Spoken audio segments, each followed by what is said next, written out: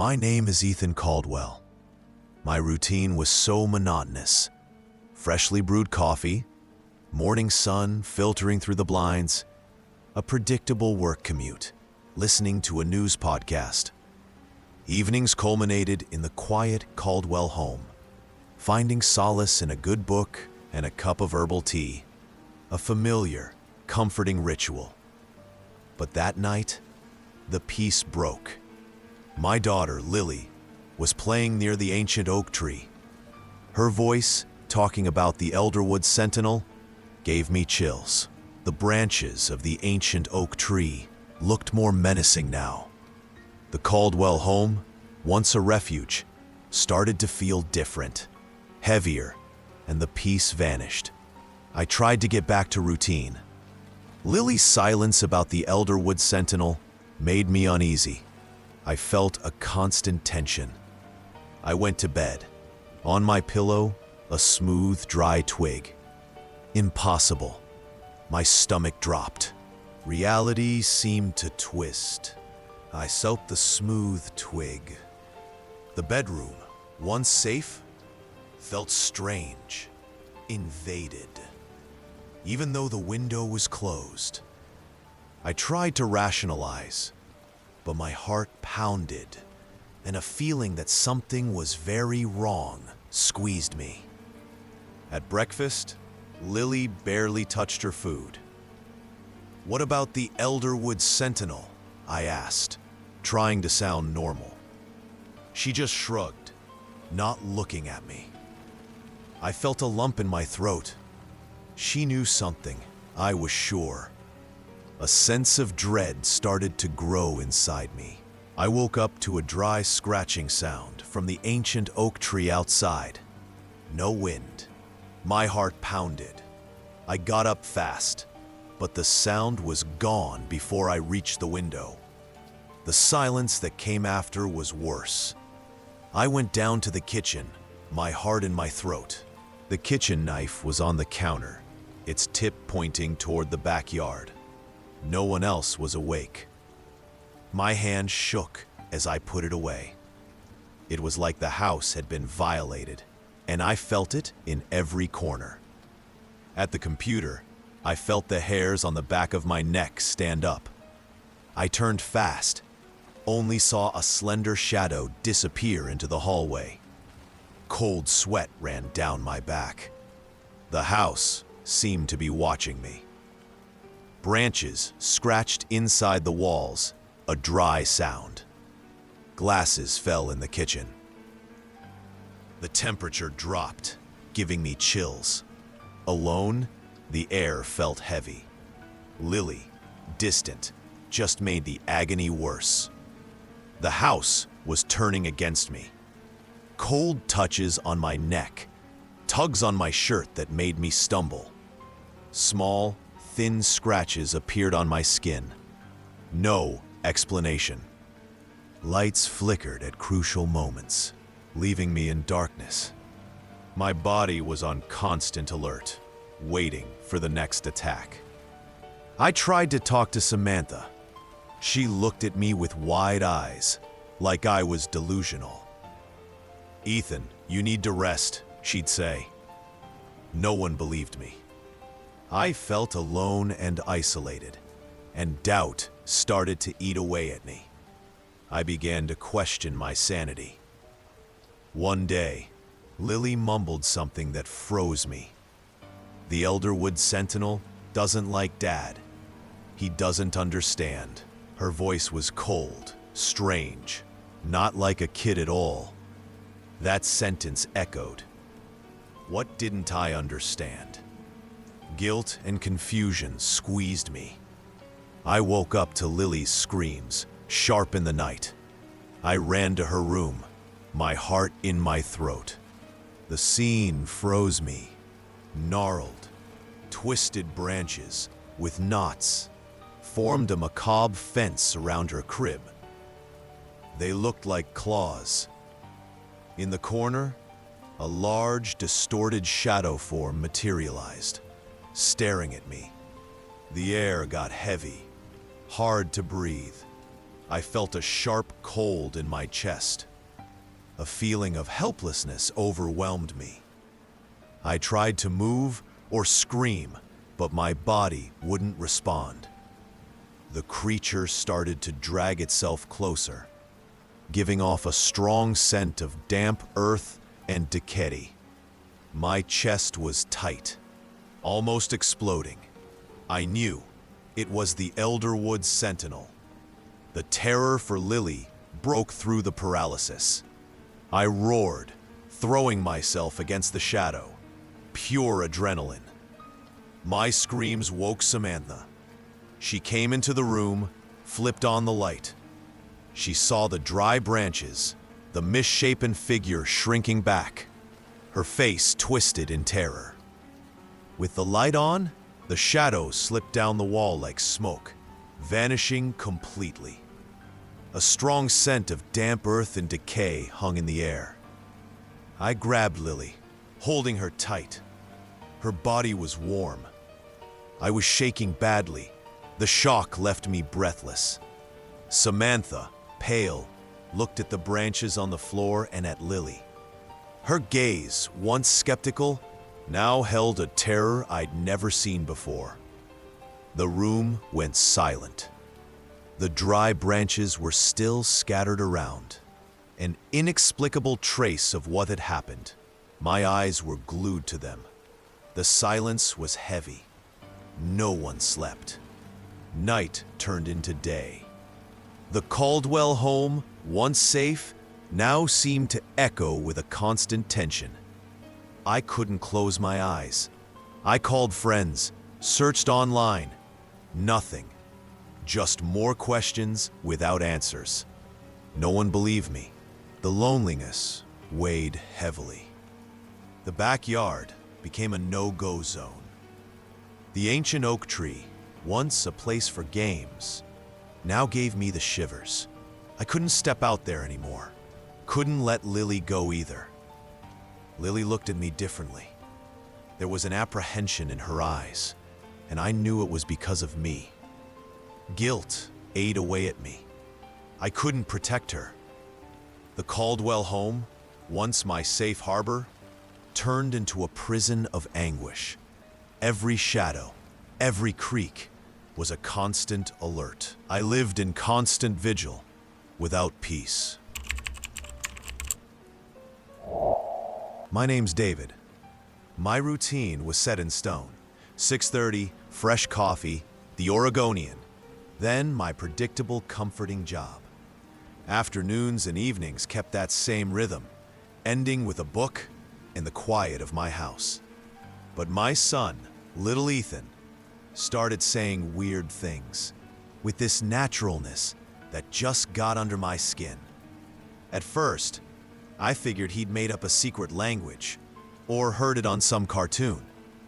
But he was talking to thin air, saying the crooked man had promised him a new face, just like mine. I saw my own reflection, twisted, in his eyes. Ethan didn't look like my son anymore. Nobody else saw what I saw. My wife blamed it on stress. I just felt more and more alone with it all. Ethan started copying my gestures. At dinner, he mimicked me asking for salad, that blank look in his eyes making me hold my breath. My wife laughed. Our little copycat, missing the horror I was seeing. And I felt a knot tighten in my throat. I picked up the paper Ethan had drawn on. The picture gave me chills. A stick figure with my face all twisted, eyes empty. Ethan smiled, a weird smile, and said, "A gift from the crooked man, Daddy." My heart hammered. That smile and the words hit me like a punch. This couldn't just be some kid's game. That night, a guttural whisper from Ethan's room woke me up. It wasn't my son's voice, but something dragged out, like it was teaching him. My heart pounded. I got closer, and the sound just stopped. The silence, suddenly, was way scarier than the noise. I saw his smile, too wide, just hanging there. A chill went down my spine. I turned around, and he was in the hallway, playing with his toy car like nothing happened. My heart raced. I was sure of what I'd seen, but he wasn't there. My head was spinning. Later that night, the guttural whispers started up again from Ethan's room. I heard my name, drawn out, a low growl. My pulse spiked. I crept closer. The door creaked open, and there was Ethan in the dark. His smile wasn't my son's. It was too wide, sinister, making my stomach drop. The next morning, looking at my phone screen, my reflection was warped, eyes empty like in Ethan's drawing. The image flickered away, but the feeling of something invading me, stealing a piece of who I was overwhelming. At the window, it happened again. It felt like an electric shock shooting through me. Desperate, I tried talking to Sarah.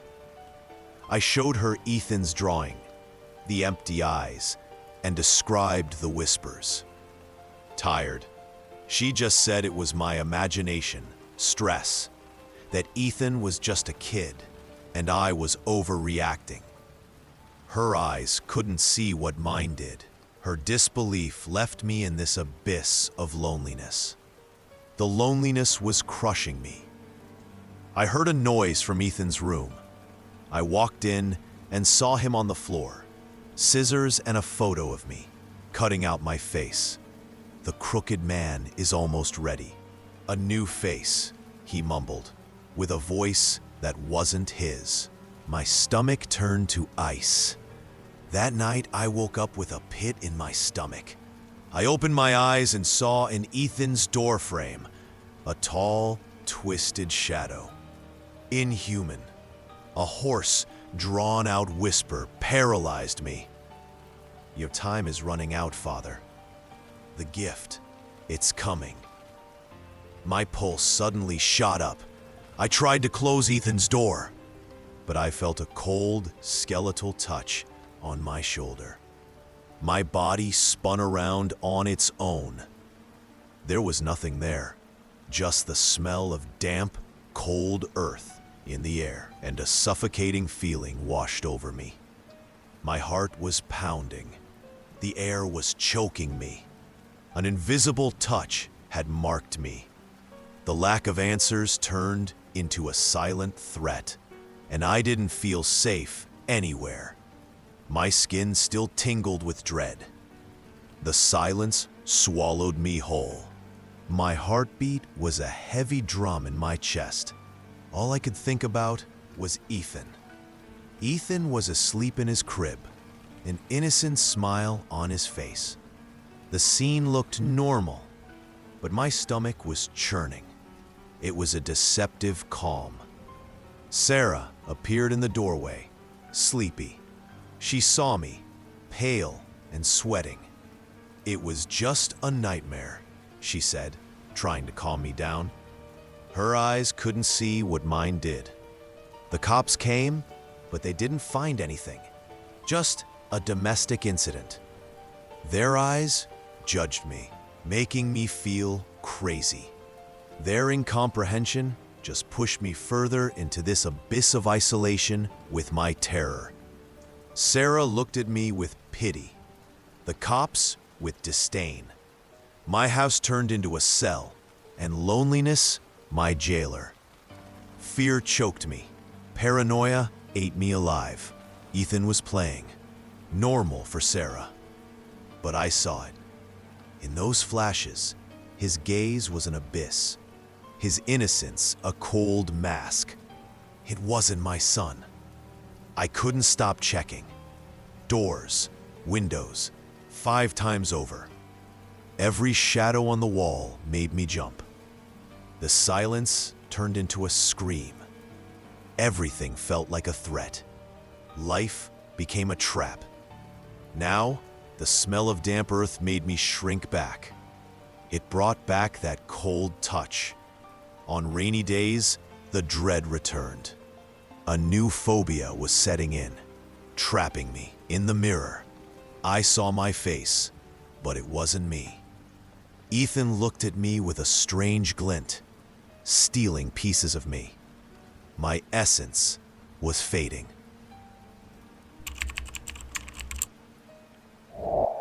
My name is Sarah. I'm 35. My routine, it was my safe place. I'd wake up with the sun, make coffee, get the house sorted before work. My days were just full of family stuff. And this peace, you know, I really treasured it in my home. My 5-year-old daughter, Mia, she has this crazy imagination, and she started talking about a friend, Lila. At first, it seemed totally innocent, but pretty soon, something just felt off. Keys, buttons, even some simple rings started disappearing. I'd find them hidden later, and I kept trying to tell myself it was just her imagination running wild. I really tried to believe it was just kid stuff. But this chill at the back of my neck, this feeling that something was wrong, it just wouldn't leave me alone. One night, while I was reading to her, I felt this weird coldness on my neck. A faint whisper came from the corner of the room. I tried to ignore it, thinking maybe I was tired or just the house settling. But the air got heavy, different. My daughter led me down to the basement. She pointed to a dark hole in the wall. And there, my keys, some rings, and a button. Presents for the sad lady who cries and scratches from the other side, she said, smiling so innocently. My stomach just dropped. This obsession wasn't a game. Something I couldn't explain was just seeping in. I tried to talk to her about this imaginary friend. She just smiled, kept saying the lady needed the presents. A deep dread started squeezing me. It wasn't a game. That night, I just couldn't sleep. A dragging sound and a faint moan floated up from the basement. It wasn't the house. It was something alive. And this feeling of danger just kept growing. The sad lady was there. I went down the stairs, my heart just hammering. The air down there was heavy, ice cold. I felt this suffocating presence push against me, and my skin just crawled. Mia's obsession with the sad lady just wouldn't stop. I pulled away from everyone, feeling more and more alone. My daughter tried to grab my antique watch, a family heirloom from my mom. I stopped her. She looked at me with these strange eyes and screamed, in a voice that wasn't hers. The sad lady will hurt Mommy if she doesn't get the presents. I felt this chill down my spine. The kid's warning just froze me. I had no idea what to do. Desperate, I grabbed some boards and a hammer. I had to close that hole in the basement. Every nail I hammered felt like a silent scream. Suddenly, a picture fell in the living room. The light bulbs exploded, one by one. On the wall, right next to the hole, deep scratches appeared, like claws. A hissing, lamenting scream ripped from the crack, and this terror, just beyond words, took over me. I felt a cold shiver run all through my body. The storm cut the power, plunging the house in Maplewood into total darkness. Rhythmic, insistent banging started on Mia's bedroom door. I ran, my heart racing like crazy. She was sitting on her bed, smiling at a dark corner. The closet door creaked open slowly. A slender form, darker than shadow, was watching us from inside.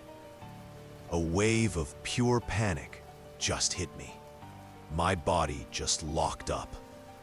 The icy touch burned my skin, a pain climbing up my arm, paralyzing my muscles. My skin was crawling. Its empty eyes seemed to suck my soul out and the faint crying sounded like it was coming from inside me. I wanted to scream, but no sound came out. Just pure desperation. The creature pulled its hand back, and I fell backward, feeling the heavy air just crush me. I grabbed Mia, almost falling down the steps. The creature's scratches were climbing the wall, and its furious lament just sent shivers down my spine. My heart was pounding so hard it felt like it would burst. All I could think about was getting out, protecting my daughter from this horror that was taking over our home. I held her tight, flung open the door.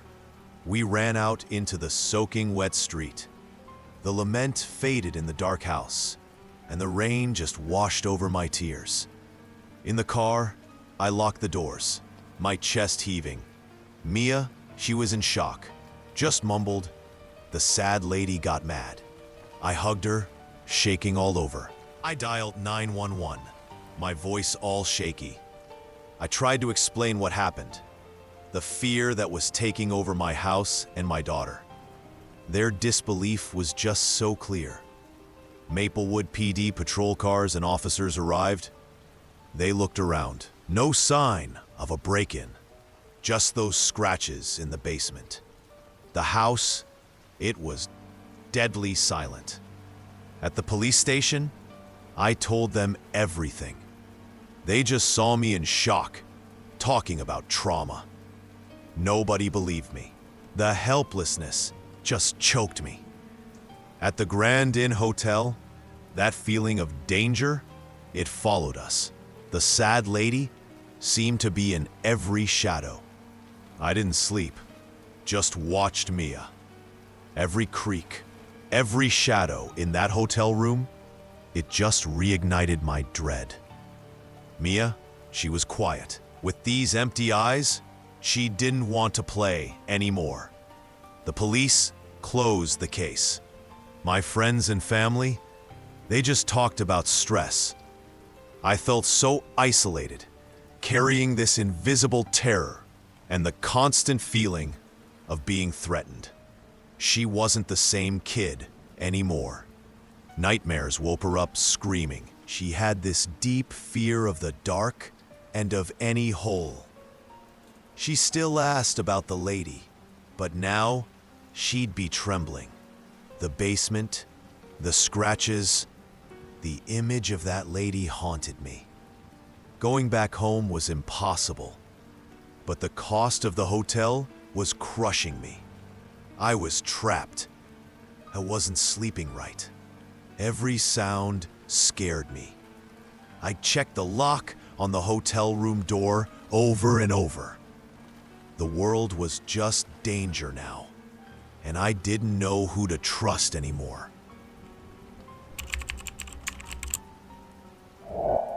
My name is Eleanor.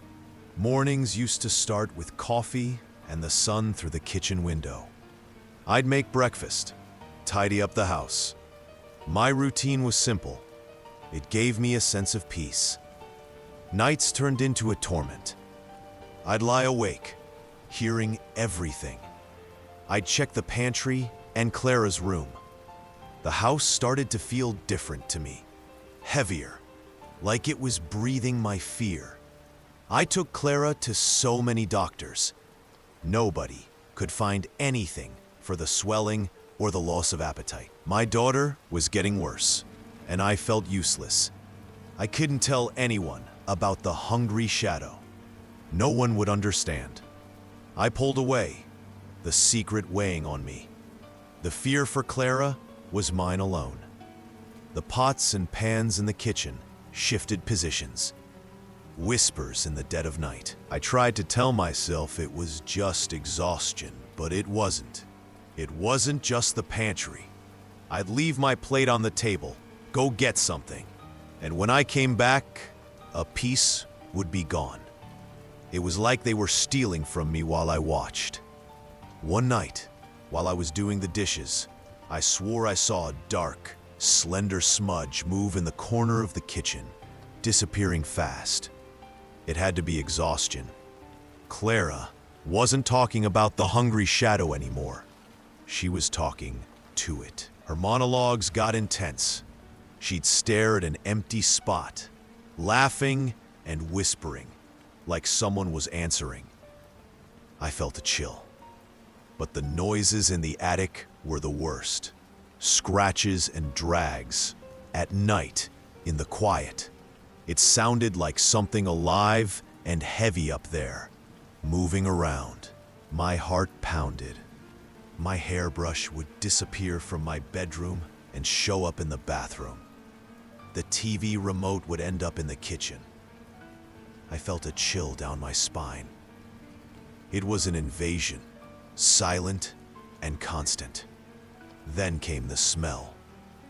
Suddenly, the house would reek of damp earth and old mildew. It was strong, but then it would vanish. I could never find where it came from. I picked Clara up, heavy and cold. Panic chilled me to the bone. I was frozen. On the floor, a dark, viscous, pulsating mass turned my stomach with nausea. The swelling on her face grew. Something alive and evil was devouring her from the inside, altering her very essence. Hate filled me, a helpless fury. The lights flickered and died, plunging the room into gloom. The deep growl from the attic intensified. A silent scream echoed in my head, tearing me apart inside. The house groaned and creaked. It felt alive, conspiring against me. I was just an obstacle to the thing's hunger. I hit my head on the doorframe. The pain throbbed, blinding me. My legs trembled, unresponsive. An icy, damp, sticky hand grabbed my ankle, pulling me. The thick air suffocated me, stealing my breath. Terror froze me. Clara, in a guttural voice, said I was in the hungry shadow's way, her eyes empty and opaque, a soulless void. The locked door creaked open, revealing darkness. The house was a death trap. No escape. Terror squeezed me. Total darkness swallowed the room. Lightning tore through the sky, illuminating the bedroom. With each flash, I saw a slender, tall, contorted shape moving with unnatural agility. My heart pounded in my chest. My breath hitched. The thing was there. I felt its gaze. The cold floor scraped against my back. A cold, heavy force was dragging me. My hands clawed at the floor in vain. I couldn't breathe. My lungs burned. The pain in my head was intense. But the terror I felt was far worse. I was at its mercy, unable to react. My body locked up, rigid. My eyes burned, unable to look away from Clara's face. Her smile, an empty, terrifying hole, wasn't my daughter's. Despair stole my breath. I was a useless witness. I watched my daughter disappear, consumed by something evil, and I couldn't save her. The kick was a reflex. The icy hand gave way. I dragged myself, coughing, the air tearing at my lungs. A flash ripped through the darkness. Lightning struck nearby, plunging the house into pitch black. A thunderous boom. The shape hissed and recoiled. My heart was still pounding. In the darkness, I heard Clara's faint moan, her eyes full of tears. My body felt heavy. Every muscle screamed. I dragged myself to the cold window. With a dull thud, my elbow smashed the window. I fell out into the freezing rain. The rain washed my face. I looked back at the dark house, a gaping hole. The silence was heavy, but the growling was gone. Screeched to a halt. Mr. Sterling, my neighbor, jumped out and ran over. He'd heard the screams and came to help me in the rain. Clara was alive, but the light in her eyes was gone. I saw the shell of my daughter. The hungry shadow took a piece of her forever. My house became a trap. Every creak, every shadow reminds me of the hungry shadow. I can't cook or eat without feeling a knot in my stomach. I tried to tell people what I saw, but no one gets it. They look at me like I've gone crazy. This loneliness, this truth that's only mine, it squeezes my chest. When it rains hard, panic takes over. The sound takes me back to that night, to the icy drag. My body goes cold. My mind doesn't stop. I check every door, every cupboard, 10 times over. I leave a plate of food on the floor so it won't come. What was the hungry shadow? Where did it come from? Why Clara? The unanswered questions haunt me, stealing my sleep. My name is Sarah. Our days were woven into the smooth routine of home. Coffee, my son's laughter, afternoons in the backyard garden. A familiar, comforting rhythm. Mr. Shivers, my son Ethan's imaginary friend, brought him so much joy with stories and games. Bright mornings, the smell of coffee, and Ethan's joy. At night, the house settled into peace, just the sound of his breathing. It was the life we'd dreamed of. The baby monitor, a green light, showed Ethan's soft breathing. It was peace. Toys out of place? Michael forgot, I thought. A shuffling in the room, but it was just the wind. We thought nothing bad could ever happen to us. Complete, happy, at peace. Picked up the paper. Strong, harsh lines, not like a child's at all. A chill went up my spine. It wasn't Ethan's. My heart raced. Michael tried to rationalize. Our scribble or Ethan's imagination. But the eyes and that smile, they weren't childish strokes. I felt a shiver. The worst came later. In Ethan's room, a huge, dirty mud footprint on the rug. Window and door locked from the inside. Inexplicable. Michael and I looked at each other. The rationalization evaporated. Our home, once safe, turned into a stage for doubts. My stomach went cold. The whisper chilled my blood. I looked at Michael. Terror etched on his face. My breath caught, throat dry. It wasn't normal. It was an invasion. Ethan started whispering to himself. A deeper voice, not his own, spoke with Mr. Shivers. He avoided his room, saying he doesn't like the dark. Ethan refused to sleep in his room. He'd cry and scream that he didn't like the light. Small items, things we hadn't moved, started showing up in other rooms. One night, I saw one of Ethan's action figures float before dropping with a thud. A feeling of dread took hold of us. Michael and I tried not to talk about it, but the silence between us was heavy. The tension was suffocating. The baby monitor whispers got clearer, and then all over the house, we started hearing the cold, deep voice calling our names. We felt this constant invasion, just choking us. One night, I woke up to a noise from Ethan's room. I got up, my chest tight. In the dark hallway, I saw a tall, shapeless shadow. The air went cold. I blinked, and the figure was gone. Michael woke up right after. He, the skeptic, blamed it on tiredness. I was shaking, and he felt a chill go down his spine. Michael, to prove me wrong, went to sleep in Ethan's room. In the darkness, Mr. Shivers' deep voice revealed intimate fears, painful secrets only Michael knew.